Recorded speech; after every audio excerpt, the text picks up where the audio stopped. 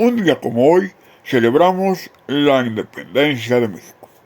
Y quiero hablarles de una figura central en esta historia que es don Miguel Hidalgo, el llamado padre de la patria. Resulta que era un cura muy particular. Tenía relaciones con mujeres, se dice que tuvo de 2 a 5 hijos, le gustaba apostar, le gustaba tomar y le gustaba todo lo que a lo mejor no asociamos con un cura.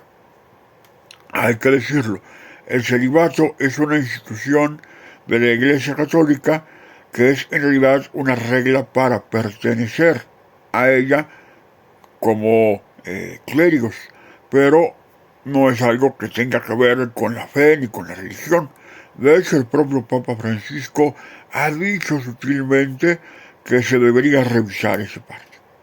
En fin, Miguel Hidalgo era un cura muy particular porque además estaba influenciado por las ideas de la Ilustración francesa.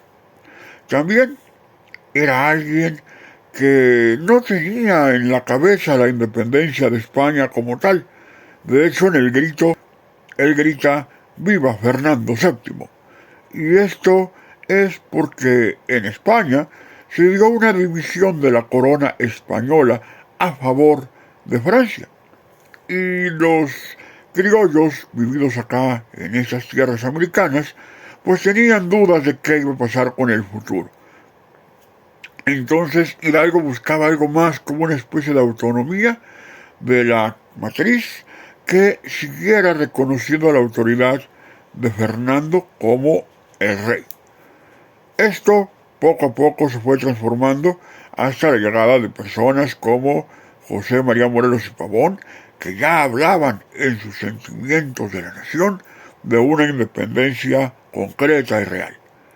Pero bueno, regresando a Miguel Hidalgo, pues no lo podemos juzgar por esto, porque en realidad muchas veces hemos leído por ahí en internet, libros y demás, textos que buscan desacreditarlo. La realidad es que Miguel Hidalgo funciona como un mito, y las grandes naciones necesitan mitos para existir. La construcción del mito y la construcción del héroe son básicos para formar sociedades y organizaciones, para formar culturas y países. Y así funciona Miguel Hidalgo en México. Es el padre de la patria. No hay más.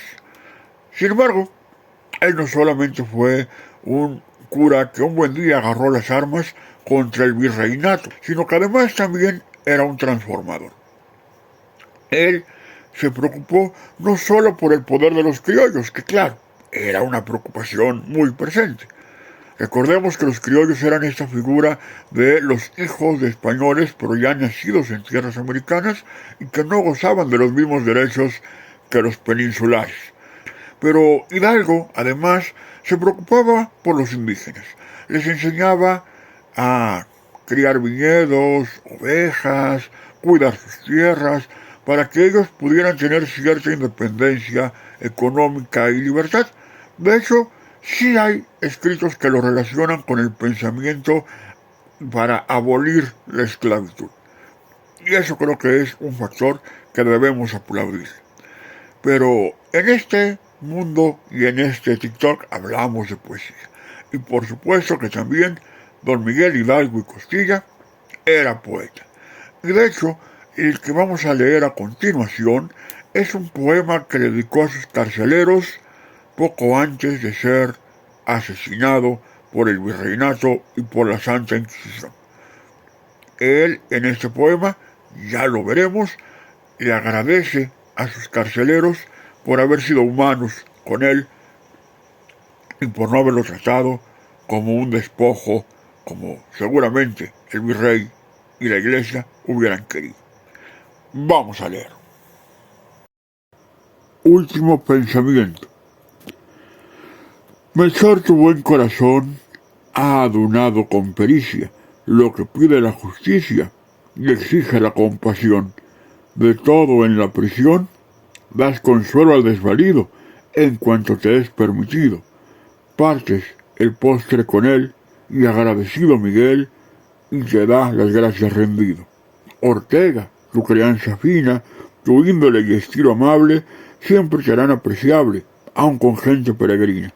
Tiene protección divina, la piedad que has ejercido, con un pobre desvalido que mañana va a morir, y no puede retribuir ningún favor recibido.